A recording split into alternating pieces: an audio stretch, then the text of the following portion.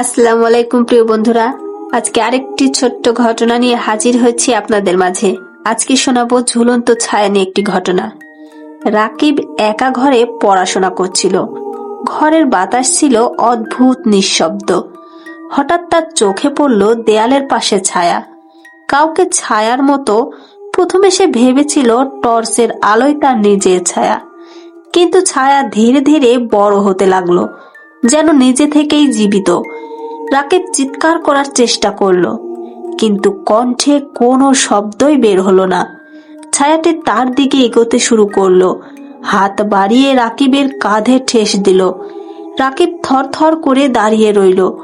মুহূর্তের মধ্যেই ছায়াটি দেয়ালের দিকে ফিরে গেল এবং রাকিব চিৎকার করে দরজার দিকে দৌড়ালো। বাইরে কোনো মানুষ ছিল না, শুধু দেয়ালের দীর্ঘ ছায়ার মতো দাগ। পরদিন তার বন্ধুদের বললে কেউ বিশ্বাস করলো না, কিন্তু রাকিব জানতো কেউ বা কিছু সেই রাতে তার ঘরে ঘুরেছিল।